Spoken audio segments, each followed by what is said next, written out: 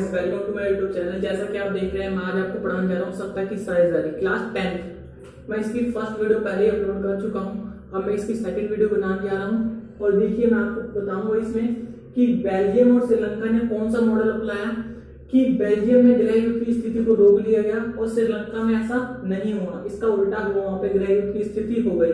तो आइए हम अपनी वीडियो को स्टार्ट करते हैं। तो हम शुरुआत करते हैं बेल्जियम से कि बेल्जियम ने कैसा मॉडल अपनाया। तो देखिए, जो क्षेत्रीय और सांस्कृतिक विविधता को स्वीकार कर लिया वहां की सरकार ने। जो क्षेत्रीय होते हैं, क्षेत्र के और सांस्कृतिक जो होते हैं, उनको वहां की सरकार ने स्वीकार कर लिया। सन 1970 और 1963 के बीच संविधान में 4 बार संशोधन किए गए। संविधान जो बनाया वहां की सरकार ने, उसमें 4 बार संशोधन किया गया। क्यों किया गया? क्योंकि उसमें ऐसा लगा, मान लीजिए कि संविधान बना दिया गया और डच लोगों को लगा कि नहीं, ये जो संविधान बना इसमें हम पे दबाव दिया जा रहा है, तो वहां की सरकार ने फिर उसको बदला। फिर एक बार लगा, फ्रेंच को लगा कि नहीं, हम पर इस बार दबाव किया जा रहा है, फिर बदला गया। तो 4 बार करने के बाद वहां पे संविधान को बदला गया, जिससे कि वहां पे गृह युद्ध की स्थिति को रोक लिया गया और दोनों धर्मों को बीच में समान अधिकार दिया गया। दूसरा देखिए, अब आ जाते हैं बेल्जियम द्वारा अपनाया गया मॉडल। तो देखिए क्या क्या था उसमें। केंद्रीय सरकार और डच और फ्रेंच भाषी मंत्रियों की संख्या समान विशेष कानून के लिए दोनों समुदाय की सहमति। इसमें हुआ क्या, जो केंद्र की सरकार थी वहां पे, उन दोनों में जो केंद्र की सरकार थी, वहां के जो मंत्री थे केंद्र की सरकार में, दोनों धर्मों के बीच के थे और क्या थे, समान मंत्री थे। अगर जैसे कि 40 सीट थी तो 40 में से 20 डच थे और 20 क्या थे, फ्रेंच बोलने वाले। तो इससे क्या हुआ, वहां पे समान अधिकार मिला गया और दोनों समुदायों को सहमति से कोई कानून पास होता था वहां पे। अगर एक फ्रेंच बोल दे कि नहीं, ये कानून पास नहीं होगा, तो कानून नहीं पास होता था। अगर दोनों बोलते हाँ ये कानून सही है, दोनों के लिए बराबर है, समान है, इसमें किसी का मतलब दबाव नहीं है, तो हो सकता था वो। लेकिन अगर ये बोल दे, फ्रेंच बोल दे कि नहीं, इसमें हम पर अत्याचार होगा, चाहे दलितों पर अत्याचार, मतलब आप समझ लीजिए, तो उस पर कानून को पास नहीं किया जाता था। एक तो ये हो गया कि वहां पे गृह युद्ध की स्थिति नहीं हुई इससे। दूसरा हुआ क्या, क्षेत्रीय सरकार को शक्ति दे दी गई। वहां की जो एक क्षेत्रीय सरकार थी उसको शक्ति दे दी गई। क्या? जैसे कि मान लीजिए यूपी है, यूपी में कौन सी सरकार है, योगी जी की सरकार है। तो वहां पे हुआ क्या, जैसे अब चाहे योगी जी तो अपने क्षेत्र में वो कुछ भी कर सकते हैं बिना केंद्र के परमिशन के, लेकिन तो उनके पास क्या है, अपना शक्ति है, तो कर सकते हैं। ऐसे ही यहाँ पे क्या हुआ, क्षेत्रीय सरकार को क्या दे दी गई, शक्ति। दूसरा देखिए, राजधानी ब्रुसेल्स में दोनों समुदायों का प्रतिनिधित्व। जो राजधानी वहां की ब्रुसेल्स थी, वहां पे भी क्या हुआ, डच और फ्रेंच के जो मतलब समुदाय थे, उन दोनों के प्रतिनिधि चुने जाते थे, दोनों के समान। इससे भी क्या हुआ, वहां पे गृह युद्ध की स्थिति नहीं हुई। तो देखिए, ये था बेल्जियम का मॉडल, जिससे कि वहां पे गृह युद्ध की स्थिति नहीं हुई। तो देखिए, अगर आपसे पेपर में पूछा जाता है कि बेल्जियम के मॉडल को बताइए, अगर आप ये सारे पॉइंट लिख देते हैं तो आपके मार्क्स कोई नहीं काटेगा, इस बात की गारंटी है। ये मार्क्स आप नोट कर लीजिए, अपनी वीडियो को पॉज करके लिख लीजिए। आ जाते हैं वो श्रीलंका के मॉडल पे। मतलब श्रीलंका में मॉडल तो बनाया ही नहीं, बस उसने कानून बनाए, वो भी क्या हुआ, उसके बाद भी गृह युद्ध की स्थिति पैदा हो गई। तो देखिए, आ जाते हैं हम श्रीलंका पे। जो श्रीलंका था वो स्वतंत्र कब हुआ, सन 1948 में। हमारे थोड़ा आगे पीछे ये हमारे वो आजादी हो गई थी इसको।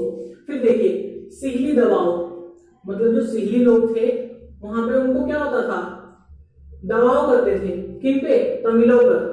फिर क्या हुआ, देखिए, जो सन 1956 में सिहलियों को एकमात्र राजभाषा घोषित कर दी गई। वहां पे क्या हुआ, देखिए, जो सिहली भाषा थी उसको राजभाषा घोषित कर दी गई कि वहां पे जो भी धर्म के लोग होंगे वो क्या बोलेंगे, सिहली भाषा ही बोलेंगे, दूसरी भाषा नहीं बोलेंगे।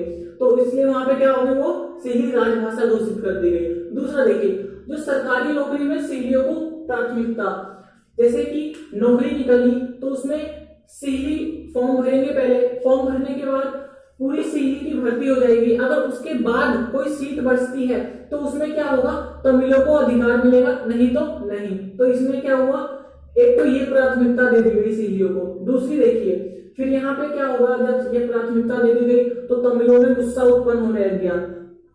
दूसरी, सरकारी स्कूल और कॉलेज में भी प्राथमिकता दे दी गई। इससे क्या होता था, जो तमिलों के बच्चे थे उसमें क्या हुआ, जो तमिल के बच्चे थे वो स्कूल और कॉलेज में अगर एडमिशन चाहते थे तो उससे पहले जो सिंधी लोग थे, अगर वो अपना एडमिशन करवाने के बाद अगर जैसे मान लीजिए 5% सीट भी बच जाती है, तब जाके तमिलों को वहां पे एडमिशन मिलेगा, वरना नहीं।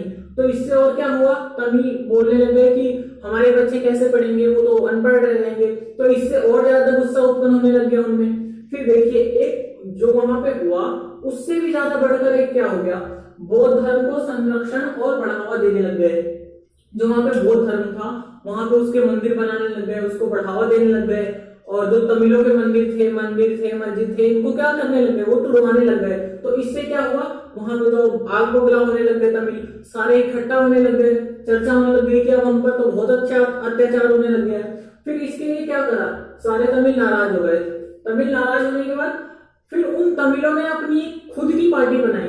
देखिए तो तमिलों ने क्या सोचा, सरकार और राजनीतिक पार्टी जो है वो हमारी क्या है, दुश्मन। जो वहां की सरकार थी वो तो उनकी दुश्मनी थी ना, इसलिए तो उनको मतलब कोई अधिकार ही नहीं दिया। दूसरा देखिए, तो जो तमिल थे उन्होंने खुद की एक पार्टी बना ली, खुद की पार्टी बनाई, और उसमें मांग क्या रखा उन्होंने कि तमिल को राजभाषा घोषित किया जाए। जो तमिल थी उसको भी राजभाषा बनाया जाए। अगर जब सिंधी राजभाषा बन सकती है तो तमिल क्यों नहीं बन सकती। वहां के वहां के जो लोग थे वो दोनों भाषा बोल लेते। तो इनकी एक मांग ये थी। और फिर क्या थी दूसरी मांग, शिक्षा और रोजगार को समान अवसर। जो मतलब इसमें फिर इनकी दूसरी मांग ये थी कि जो शिक्षा और रोजगार है उनमें इनको समान अवसर दिया जाए। अगर 40% सीट इन्हें मिलती है तो 40 इनको भी मिलनी चाहिए। तो इनका मतलब ये था, ये अपनाया गया। लेकिन ऐसा तो हुआ ही नहीं, वहां की सरकार ने कुछ सोचा ही नहीं, ना इनके ऊपर कुछ करा। जो करा अत्याचार करा तमिलों के ऊपर। तो क्या हुआ, तमिल सारे एक होकर एक पार्टी बनाकर फिर वहां पे क्या हुआ, दोनों गुटों के बीच, सिंधी और तमिलों के बीच गृह युद्ध हो गया। गृह युद्ध हुआ तो आपको पता ही है क्या होता है, आपस में ही लड़ पड़े दोनों। फिर उसमें बहुतों की जान गई, तमिलों की भी गई, सिंधियों की गई, और वहां पे अर्थव्यवस्था को बहुत नुकसान हुआ। इससे वहां की सरकार ने फिर जाके दूसरा कानून बनाया, जो कि इस चैप्टर में बस इतना ही आपको बताना है। अगर आपसे पूछा जाता है कि श्रीलंका में गृह युद्ध के क्या क्या कारण थे, तो आप ये पूरे पॉइंट लिख सकते हैं। 5 नंबर के लिए बहुत ही ज्यादा 5 पॉइंट अगर आप ऐसे लिखते हैं। तो अगर पैराग्राफ में लिखेंगे तो वो ज्यादा अच्छा नहीं है, लेकिन पॉइंट बना के लिखेंगे तो वो ज्यादा सही है। तो आशा करता हूँ वीडियो आपको पसंद आई होगी। कृपया करके लाइक कमेंट शेयर जरूर करें।